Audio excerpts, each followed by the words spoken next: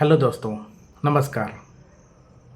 आज हम डिस्कस करने जा रहे कि व्हीकल मोटर इंश्योरेंस हमें करना चाहिए या नहीं करना चाहिए। कुछ दिनों पहले की घटनाएं मैंने न्यूज़पेपर में पढ़ा था। दैनिक भास्कर में आप भी पढ़ सकते हैं कि एक न्यूज़ आई थी। उस न्यूज़ में था कि एक पायलट होते ग्वालियर के, वो अपने ऑफिस जाते रहते। कार से जाते हुए रास्ते में एक ट्रक खड़ा रहता है। रास्ते में बोला जाए तो रास्ते के किनारे ट्रक खड़ा रहता है। उस ट्रक को देख नहीं पाते या वो समझ नहीं पाते कि ट्रक खड़ा है। इस कारण उनके गाड़ी का एक्सीडेंट हो जाता है ट्रक से। उस एक्सीडेंट में उन पायलट की डेथ हो जाती है। अब यहाँ सवाल पैदा होता है कि क्या पायलट की गलती थी या ड्राइवर की गलती थी जिसने रोड के किनारे ट्रक खड़ा करा। जिसकी भी गलती हो, लेकिन यहाँ पर यह मानना पड़ेगा कि किसी इंसान की हानि हुई है, और जिस इंसान की हानि हुई होगी उसके फैमिली के लिए बहुत बड़ा झटका है। अब डेट तो हो गई।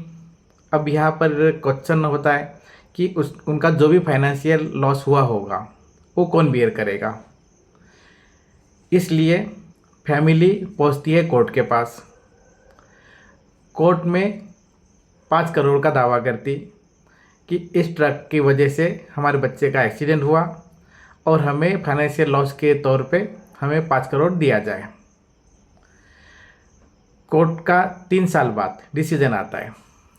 कोर्ट डिसीजन ये देता है कि ड्राइवर, मोटर मालिक और इंश्योरेंस कंपनी तीनों मिलके फैमिली को 1,69,00,000 1,69,00,000 फैमिली को पे किया जाए। ड्राइवर के द्वारा, ड्राइवर, मोटर मालिक और इंश्योरेंस कंपनी के द्वारा पे किया जाए। तो आप यहाँ पर समझ सकते हैं कि हमें पॉलिसी बनाना कितना ज़रूरी है।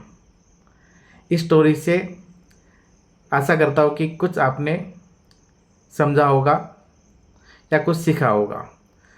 तो आप सभी से ये विनती हमेशा रहेगी कि अपने गाड़ी का अवश्य बीमा करवाएं।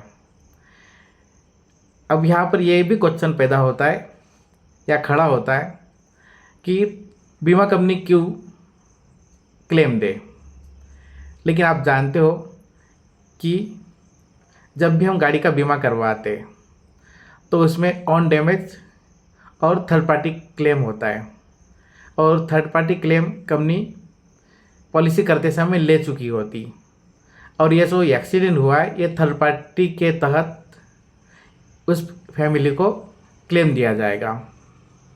इसलिए सभी से रिक्वेस्ट करना चाहूँगा कि आप सभी पॉलिसी बनाएं और ऐसी अनपेक्षित घटनाओं से या फाइनेंशियल लॉस से बचें।